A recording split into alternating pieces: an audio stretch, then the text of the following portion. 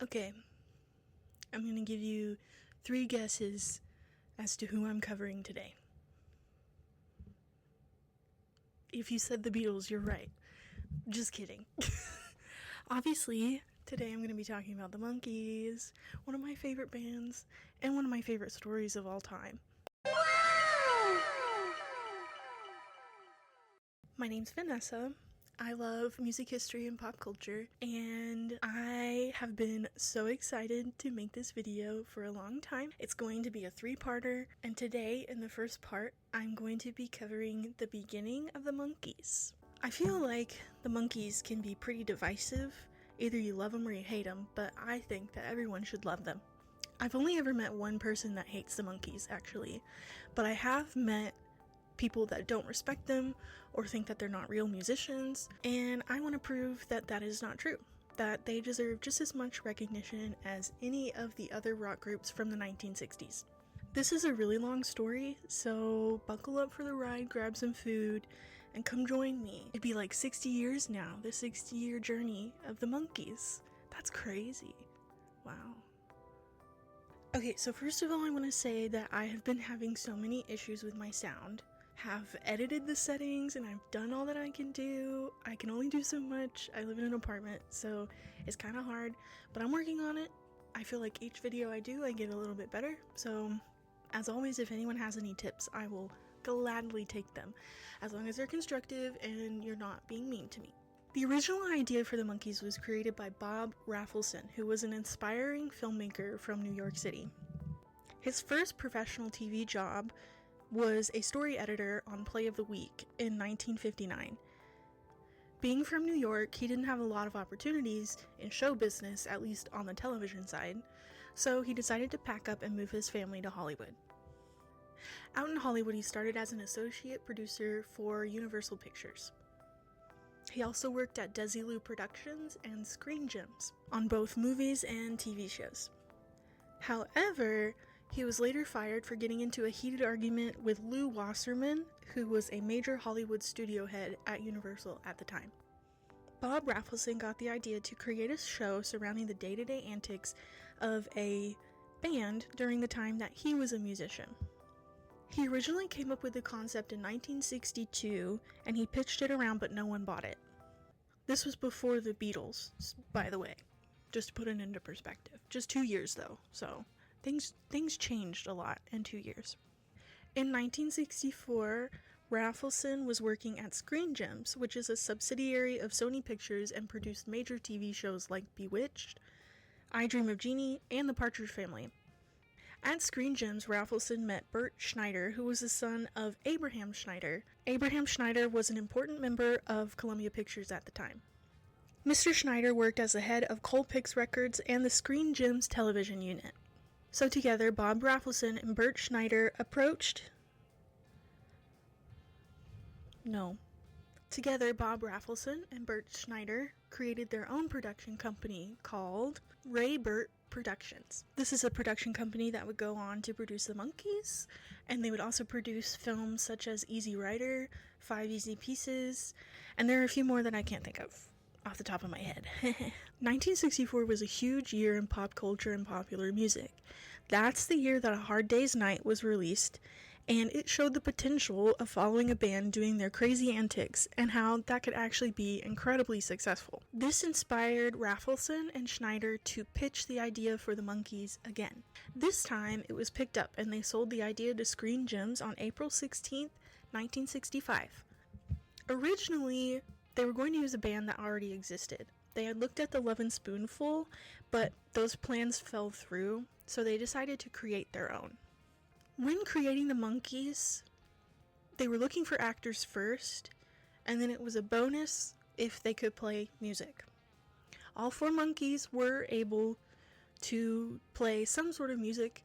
I just want to preface that they are musicians as well as actors. They did not fake anything. Kind of. I don't know. We'll get into that. There's one actor that Rafelson and Schneider had their eye on, a recently signed actor with Screen Gems who is set to appear in TV shows, movies, and record music. and his name was Davy Jones. Davy was born David Thomas Jones on December 30th, 1946 in Manchester, England. He debuted as an actor on a popular British soap opera, Coronation Street, that I think is still going. Unfortunately, though, his mother passed away from emphysema when he was only 14 years old. It was at that time that he changed his career path just for a little while. He decided he wanted to be a jockey, a horse jockey, which that makes sense because he was very short, standing at only 5'3". Davy had started training with Basil Foster, who worked at Newmarket, which is a town in England that is a huge center for thoroughbred racing, which reminds me of Louisville for us American people. And if you've never been to Louisville, you should go. It's fun. At that time, when he was pursuing being a jockey, he had dropped out of school to devote all of his time to working with Basil Foster. His trainer thought that Jones would be a great horse jockey, but he still encouraged him to get back into acting and singing and helped him get a role as the Artful Dodger in a production of Oliver. In 1964, Jones appeared on The Ed Sullivan Show performing his song Oliver, which actually happened to be the same day that the Beatles made their first television debut. I guess that was a big deal, I don't know. Davy had watched the Beatles from the side of the stage, and he decided that night that that is what he wanted to do, and it was after that that he signed with Colpix Records. He was only 19 at the time, and he released an album and a single which peaked at number 93 on the Billboard Hot 100 charts in 1965. In 1965, Rafelson and Schneider had Davy Jones, but one person doesn't make a band, so they set out to find at least 3 more people. They ran an advertisement to cast the rest of the band members for the TV show. These advertisements read, "Monkees auditions folk and roll musicians, singers for acting roles in new TV series, running parts for 4 insane boys, age 17 to 21. Want Spirited Ben Frank's," which referred to an old restaurant that was on the Sunset Strip at the time that attracted musicians and lots of youth. "Have courage to work, must come down for an interview." 437 boys applied. Funnily enough, Stephen Stills of Buffalo Springfield actually auditioned for the Monkees, but he didn't get the role. Apparently, this was due to his looks. He had thinning hair and crooked teeth, and he was very old at the age of 21. Stills was the one that told them about Peter Tork, because they had worked together at Greenwich Village, out in New York. Some other people that allegedly auditioned were Van Dyke Parks, who worked with the Byrds and Brian Wilson as a producer, Paul Williams, who wrote the song Rainbow Connection, and Danny Hutton, member of Three Dog Night. There is a rumor that Charles Manson also auditioned for the Monkees, which could have been possible at the time because he was around and kind of involved in the music scene, but that is not true, which is good. 3 of the 437 boys were picked.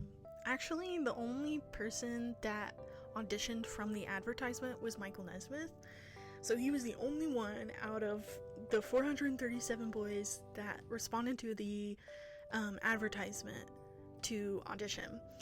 Peter Tork was recommended, and Micky Dolenz was referred to them by his manager, I'm pretty sure. Okay, I want to break down who these 3 people are individually because they are interesting people in their own right. Peter Tork was born Peter Halston Torkelson on February 13th, 1942. He was born in Washington, D.C., and was incredibly interested in music and started studying piano when he was only 9 years old. He learned to play the banjo, bass, and guitar as well. Tork tried college and he tried working in a factory, but he decided that he wanted to move to New York City and pursue music, which is where he would become involved in the Greenwich Village scene, which is how he met Stephen Stills, and that's how Stills recommended him for the audition. Micky Dolenz was born March 8th, 1945 in LA, Oh my gosh, today's his birthday. Oh my gosh, today is Micky Dolenz's birthday. When I'm recording this video, it's March 8th, 2025. It's Micky Dolenz's 80th birthday. Happy birthday, Micky Dolenz. That's so crazy.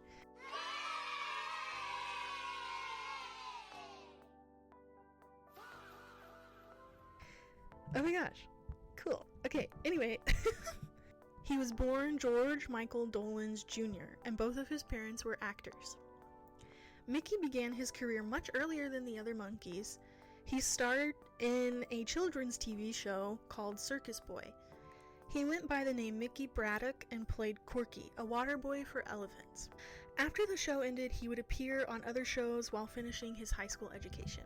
Dolenz was musical as well, but in kind of a different way. He had his own band in the early 1960s called Micky and the One-Nighters. His band would perform covers as well as their own rock songs.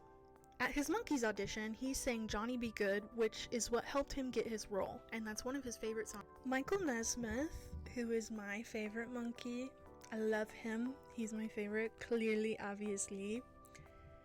He was born on December 30th, 1942, the same day as Davy Jones, just 3 years earlier, which I think is really crazy. Out of all of the boys, 2 of them have the same birthday. He was born Robert Michael Nesmith, and he is arguably the most successful Monkee, I think. I mean, obviously I'll get to that later. His mom is also very interesting, and I want to talk about her. Once I tell you what she invented, you will never forget, and you will win every trivia night that you ever compete in. His mom's name is Betty, and she worked as a secretary. At the time, electric typewriters were becoming more popular as she was working in her role. Her and her colleagues found it difficult to erase what they had done. If they made a mistake and they tried to erase it, it would not be without a huge mess. Sometimes it was so bad that people would have to start completely over from the beginning and type an entirely new page. Betty set out to fix this. She was originally inspired by window painters. When they would make a mistake, they would just paint over it rather than washing it off or starting over. She experimented by using temper paint and mixed it to match the bank stationery. It worked great, and she began making it in her home and called it Mistake Out. She had her son Michael and his friends help her for $1 an hour. She would experiment with different brushes and formulas, and as word spread, she was selling 100 bottles of her product every month. In 1958, she applied for a patent for liquid paper and gained General Electric as a major client. By 1967, she had a headquarters and an automated plant. At the height of Betty's success, the company was making 25 million bottles every single year.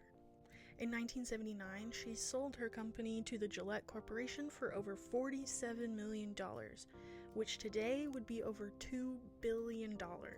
She established 2 foundations with that money, one that gave financial support to women who were in the arts, and the other one was for women in business. Now, every time that you use whiteout or liquid paper, you will think of Miss Betty Nesmith Graham and her son, the rock star. Okay. Michael Nesmith grew up in Dallas and was involved in choir and theater in high school, but joined the Air Force before graduating. He completed his basic training in San Antonio, trained as an aircraft mechanic in Wichita Falls, and was stationed in Oklahoma. He did end up getting his GED and was honorably discharged in 1962. When he returned home from the Air Force, his mother and stepfather gave him a guitar in which he learned to play solo and started working with bands, mainly playing country and folk music. He was doing really well and moved to California to pursue more music adventures. He worked at the Troubadour, which was a really big deal and a major music landmark in LA. He worked there on Monday nights, serving as the Hoot Master for the Monday Night Hootenanny.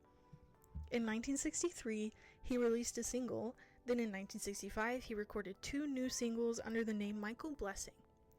These were released on Colebrook Records, around the same time that Davy was on the label, but they did not know each other. A friend of Michael's, whose name was Barry Friedman, also called Fraser Mohawk professionally, was a publicist for the Beatles at one time and worked at the Troubadour with Stephen Stills. Everything is connected in the 1960s in Hollywood, in music. It's crazy. It's so crazy. I should show you my mind map sometime.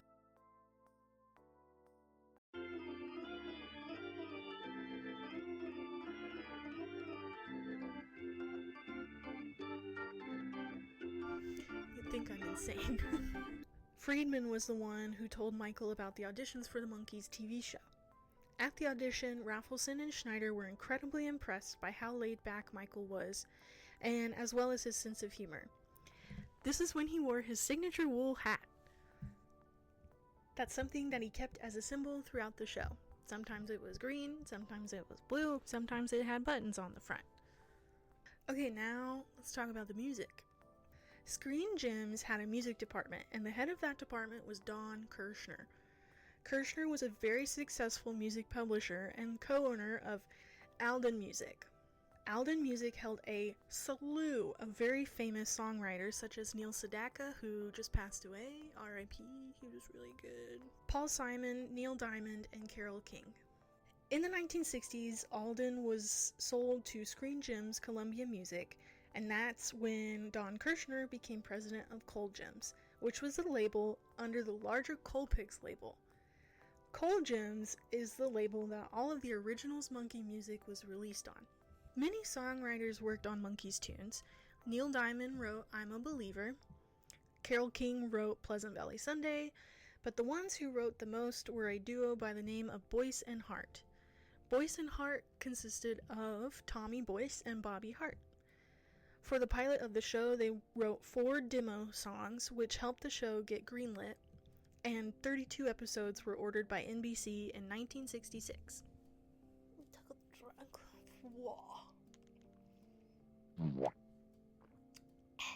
The original goal was to set up a rehearsal space for the group to practice, but there wasn't enough time for them to improve for the series debut. And I really think that that is probably as a sense of working together, because Peter was an accomplished musician. Michael could also play guitar really well. Micky didn't know how to play the drums, so he had to learn that. And Davy, I don't know if Davy played any instruments. And also when you work as a band, you have to learn how to play together, because surprisingly, you can't just meet someone and say, I want to start a band, and then just do it. You have to practice. So, since there wasn't enough time for them to practice to become a real band, producers decided to bring in session musicians, but not just any session musicians. It would be the Wrecking Crew. The Wrecking Crew was an extremely well-known set of musicians in the 1960s in California. They played on songs for the Mamas and the Papas, the Beach Boys, and the Byrds. Both Nesmith and Tork could play instruments, so I wonder why they didn't allow them to play even just a little bit. I don't know. But just because they used session musicians on their first album doesn't mean that they're bad. And I will say, I think the big thing with the Monkees is that it was portrayed that they knew how to play the instruments, so when people found out that they couldn't, that was the big issue, which I understand because you're being lied to. But Nesmith and Tork and Dolenz and Jones didn't have any control. They had zero control. This was not what they wanted.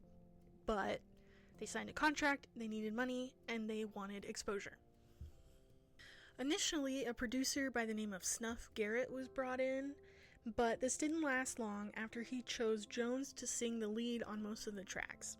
This led to Michael Nesmith being asked to produce some sessions on one condition: he could not play on the tracks that he produced. It was then passed on to Boyce and Hart and also onto Jack Keller. When all 4 guys were together, they didn't really take things seriously and would often have to record alone. The first single that was released was Last Train to Clarksville, which came out in August of 1966, just a few weeks before the TV show premiered. The first 2 albums were basically the soundtrack for the first season of the show. During the recording of the first album, there was talk that Nesmith and Tork would play their own instruments and music, but obviously that would not happen. The Monkees were not allowed to function as an actual band during this first album, although each actor was credited for playing the instruments. That's just not true. On 7 of the 12 tracks, only 1 Monkee is singing the lead vocal over instruments and backing vocals done by session musician. Only 2 of the 12 tracks, which were ones produced by Michael Nesmith, actually have one of the Monkees playing an instrument, and this would be Peter on guitar. On the first album, there wasn't a single song that featured all 4 Monkees on one track. Boyce and Hart wrote the majority of the songs on this album, but there are some by Carole King and Jerry Geffen, I think I spelled it wrong. The two that Michael Nesmith wrote, Papa Jean's Blues and Sweet Young Thing, honestly stand out the most to me because of their country flair. It's definitely country rock, before country rock became a thing. I hate that Nesmith doesn't get any credit for this, and in part 2 I'll go into it deeper because I feel like Michael Nesmith should be revered as a creator of the whole genre of country rock, but because he was a Monkee, he wasn't taken seriously.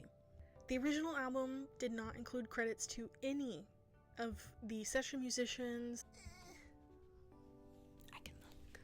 Yeah, it doesn't credit anybody. It doesn't even credit the songwriters. And this is an original. So all that's on the back are portraits of the Monkees and their biological information. Like their birthplace and their height and their hair color. Anyway. Yeah, so you can see who the producers are, but that's it. You can't see any of the studio musicians that were credited or the writers. I don't see any writer credits either.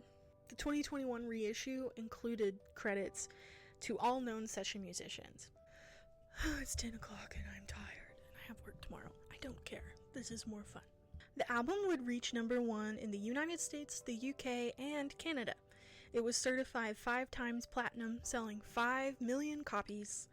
The album spent 10 weeks at #1 when it was released and stayed on the charts for 78 weeks total. That's over a year. Okay, now on to the TV show. Each episode contains at least one song, usually put above clips of the boys romping around.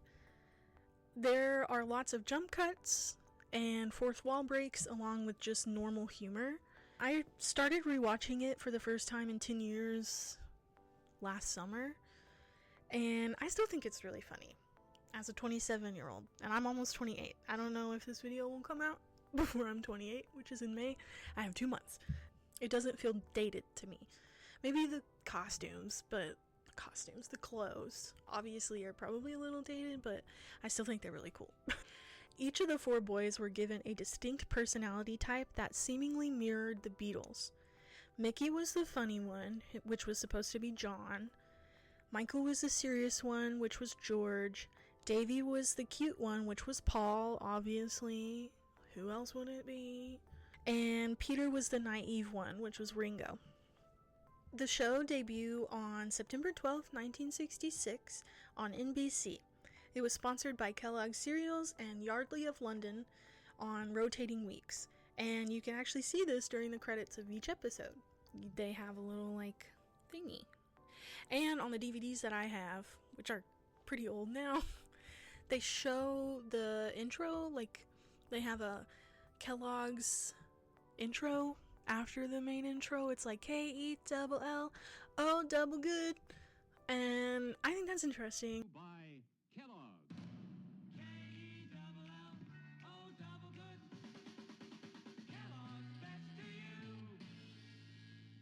Some of the props and costumes that were used on the show were used by the Three Stooges. I think one of those costumes was the nightgown that Peter Tork wears in the episode where they have to spend the night in a mansion to try and get a piano that was left to them in a will. Apparently, also, the Monkees were notorious for wandering off set, which made them difficult to track down for scenes. The studio had to repurpose an old meat locker where the boys would stay when they weren't filming. According to Peter Tork, one added benefit of this was that it helped conceal the use of marijuana.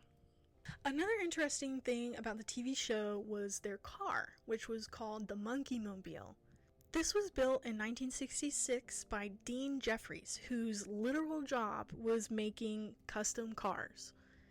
The car was a modified Pontiac GTO. One car would be featured on the TV show and the other would serve as a promotional tool and would go around to different car shows in the United States. One of the GTOs was actually used as Major Nelson's car in I Dream of Jeannie. It had 4 bucketed seats and an extra third row where the trunk should have been, along with a rear-mounted parachute. So the first car number 1, went with the Monkees on tour and was accidentally left in Australia in 1968. Somehow it made its way to Puerto Rico as a hotel courtesy car. Could you imagine? You go to a hotel and you need their courtesy car and it's the Monkeemobile and you have to drive around in that? Crazy. I would pay money to do that, though. I'm not gonna lie. This hotel courtesy car was sold in 1992 for $5,000. A private collector in New Jersey now owns this one. The second car was purchased by another custom car designer, George Barris, who is known for making the 1966 Batmobile. He auctioned the car for $360,000 in 2008, and it is now in a private collection in Michigan. After that detour, pun intended, let's get back into the Monkees. The Monkees went on tour starting in December of 1966, and it ended in May of 1967. When the second album was released, they had no idea because they were on tour. They found out while they were on tour at one of their stops, after seeing the album in the hand of a fan asking for a signature. They had no idea. They'd never seen it before. The release of the second album was to capitalize on the major success of the band. The band was at their stop in Cleveland, Ohio, which was on January 15th, 1967. More of the Monkees was released on January 9th, 1967. The album cover is a picture that they took during a promotional campaign with JCPenney's promoting a line of Monkee clothes, which I would kill to own. If anyone ever sees any for sale that's not like crazy expensive, I want it. I want it. Could I wear it? Absolutely not, but I want it. The Monkees hated it. They hated this album. Dolenz didn't like it, and Jones was shocked when he saw the cover after a fan had asked him to sign it. In the liner notes, Don Kirshner praised the songwriters and the team before ever mentioning the Monkees at all. And to add insult to injury, they didn't even get a copy of this album. They had to buy it themselves. By this time, they were growing concerned over their musical contributions to the album. This second album was even more limited in their contributions, with Nesmith only singing lead on one song. Another crazy thing about this first Monkees tour, kind of a side note, is that the FBI opened a file on them. During the concerts, the Monkees would project clips of the TV show along with other relevant material of the time, like civil rights marches and other anti-war messages. The FBI dubbed these subliminal messages that constituted left-wing innovations of a political nature. Out of all of the albums, the Monkees albums that I've listened to, More of the Monkees is my least favorite. It's just not. There's obviously some good songs on it, but overall it's the worst. According to Michael Nesmith, 34 songs were recorded to potentially be put on the record, and the ones they chose weren't even the best. Nesmith told the magazine Melody Maker that More of the Monkees was probably the worst album in the history of the world. Although it wasn't the best album, it did really well on the charts. It went to number 1 in the United States, the United Kingdom, Norway, Finland, and Canada. Both I'm a Believer and Look Out, Here Comes Tomorrow reached number 1 on the charts as well, both in America and Mexico, respectively. 1967 is when things started to change. Micky Dolenz told a reporter that the Wrecking Crew had in fact provided the backing tracks for the first 2 Monkees albums, after controversy arose questioning their studio abilities. The most outspoken Monkee would be Michael Nesmith. That same year, 1967, he would speak to the Saturday Evening Post, stating, "Do you know how debilitating it is to sit up and have to duplicate somebody else's records? Tell the world we don't record our own music?" Don Kirshner had full creative control of the Monkees' music, and while he allowed the Monkees to record some things that they wanted to in the studio, he never thought anything would come of it. Both Nesmith and Tork were prepared to fight for control and convinced Micky Dolenz and Davy Jones to join them. This is my favorite story.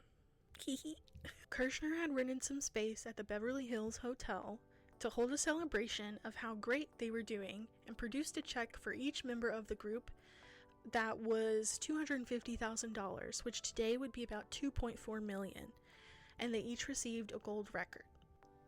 At this meeting, Kirshner was there along with the band and Herb Moelis, who was the lawyer at Colgins at the time. Nesmith demanded a change in the way that the music that the Monkees would perform was chosen and recorded.